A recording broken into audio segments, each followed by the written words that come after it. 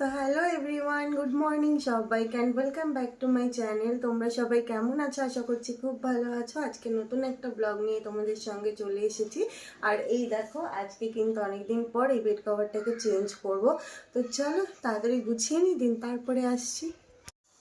তো চলো বন্ধুরা, তোমাদের সঙ্গে এই বেড গোছাতে গোছাতে একটু গল্প করি। তোমরা তো জানো বেড ক্লিন করতে, বেড কভার চেঞ্জ করতে আমার ভীষণ ভালো লাগে। তাই এই পার্টটা আমি তোমাদের সঙ্গে অবশ্যই করে শেয়ার করি। তা অনেক দিন ধরে যেহেতু বেড কভার চেঞ্জ করা হয়নি, তাই অনেক দিন পরে তোমাদের সঙ্গে শেয়ার করতে পেরে আমার ভীষণ ভালো লাগছে। আর এই দেখো, তোমরা তো জানো এই কোল বালিশের মানে পাশ বালিশের ওয়্যার পরাতে মনে হয় যেন যুদ্ধ করছি। সেই যুদ্ধটাই আমি আজকেও করলাম। তো এইখানে দেখো, কোনোভাবে এটাকে ঢোকাতে পারছি না, মানে অনেক কষ্ট করে টেনে টুনে তারপরে এটাকে আমি অবশেষে করতে পেরেছি।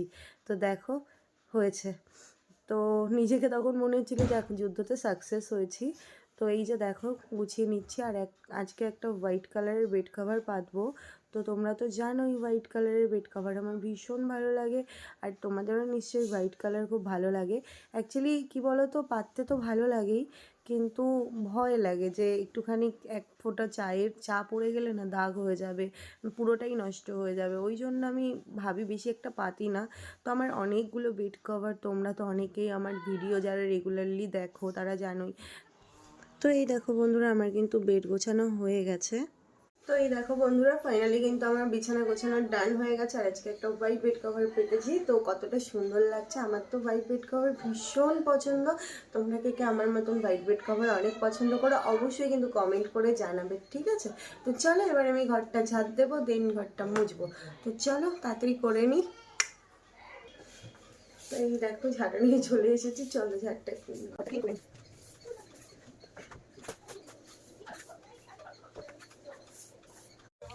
এই দেখো বন্ধুরা, আজকে একটা তোমাদের সঙ্গে রেসিপি শেয়ার করি। এখানে দেখেছো কড়াইতে কালো জিরে, বাদাম আর কাঁচা লঙ্কা দেওয়া হয়েছে। এটা কিন্তু ফ্রাই অলরেডি হয়ে গেছে। আর এইদিকে দেখো মিক্সির মধ্যে চিংড়ি মাছ ভাজা মানে ভেজে রাখা হয়েছে।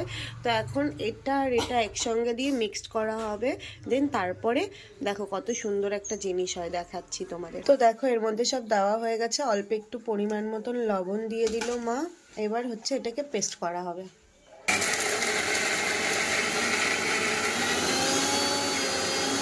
তো এই দেখো বন্ধুরা কতটা সুন্দর পেস্ট হয়েছে। তো এটাকে এখন একটা বোলে ঢেলে নেব। তো এই দেখো আজকের রেসিপি হচ্ছে চিংড়ি বাটা।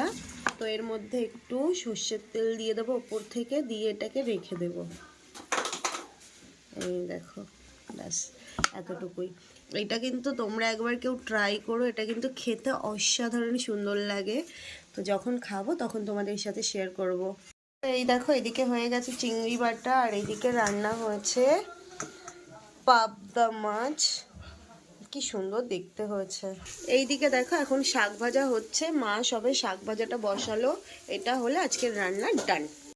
তো বন্ধুরা আজকে আমার দেখো এই যে চিংড়ি বাটা দেখে আমার এখনই খিদে পেয়ে গেছে, বিশ্বাস করো। তো দেখি কেমন হয়েছে খেতে, ঠিক আছে?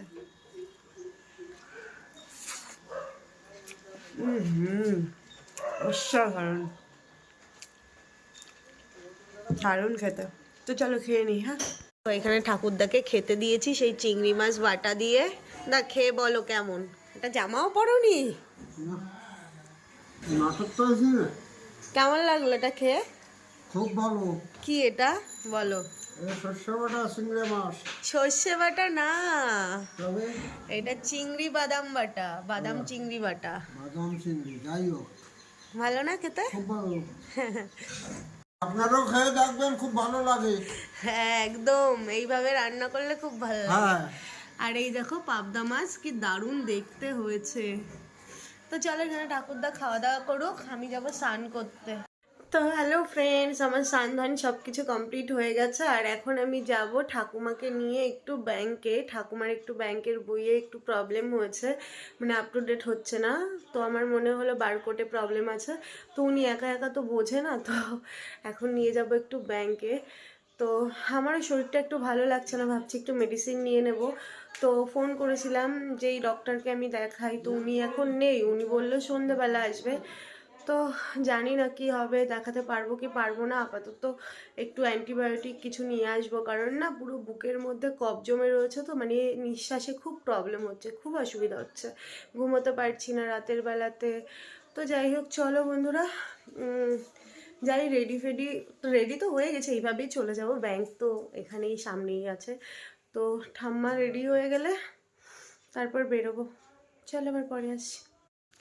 তো বন্ধুরা, বাড়ি থেকে বেরিয়ে কিন্তু আমরা মসলন্দপুর চলে গিয়েছিলাম একটু ব্যাংকে। তো ব্যাংকের কাজগুলো মেটালাম, মিটিয়ে তারপরে ওখান থেকে বেরিয়ে একটা ফলের দোকানে গিয়ে ঠাম্মা বলছে আঙুর ফল খাবে, তো আঙুর ফল নিয়ে নিলাম। আর এদিকে আমার তো মসলন্দপুর আসলেই ডাব দেখলেই ভীষণ খেতে ইচ্ছা করে, আমি ডাব খেতে প্রচণ্ড পরিমাণে ভালোবাসি। তো ঠাম্মাকে বললাম চলো ঠাম্মা, তুমি আর আমি দুজনে মিলে ডাব খাই। তো ঠাম্মা বলছে ধুর, এগুলো আবার কিনে খায়। আমি বললাম চলো খাবো। আমার হালকা শ্বাস দেখে দাও। হ্যাঁ হ্যাঁ, ওই শ্বাস, মোটা শ্বাস ভালো লাগে না। তো হ্যালো বন্ধুরা, মসলন্দপুর থেকে আসার পরে আর কোনো রকম ভিডিও শ্যুট করিনি। তো এখন হচ্ছে সন্ধ্যেবেলা, মা এদিকে চা নিয়ে এসেছে, এই দেখো। তো চলো এখন আমরা চা খাবো, একটু কাজ করছিলাম, তো চাটা খেয়ে দেন তারপরে আসছি। আমি খাবো না এই বিস্কুট, ও একটা টোস্ট। তো এই দেখো চা দিয়েছে, এদিকে ঠাম্মা খাচ্ছে। তো চাটা খেয়ে নি, চলো। এই এত বড় টোস্ট ভালো লাগে না আমার। তো হ্যালো এভরিওয়ান, তোমরা দেখলে কালকে সেই সন্ধেবেলা চা খাচ্ছিলাম। হ্যাঁ, কালকে এই জন্যই বললাম, কারণ কালকে রাতের পর থেকে মানে সন্ধ্যের পর থেকে কোনো রকম আমি ভিডিও করিনি শ্যুট।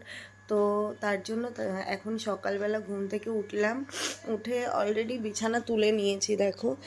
তো এখন ভিডিওটা তোমাদের সঙ্গে শেষ করতে আসলাম। তো ভিডিওটা খুবই ছোট হলো, তাও তোমাদের সঙ্গে ভিডিও দেব ভেবেছিলাম, তার জন্যই ভিডিওটা দেব। তো ছোট হলো, তাও তোমরা এইটুকুতেই দেখো, আর কি বলবো। তো কালকের ভিডিওটা অবশ্যই চেষ্টা করব বড় দেওয়ার। শরীরটা অ্যাকচুয়ালি এখনও পর্যন্ত ঠিক হয়নি, ভালো যাচ্ছে না। তো চলো, সবাই খুব ভালো থেকো, সুস্থ থেকো। আবার পরের দিন নতুন ব্লগে দেখা হবে। টাটা।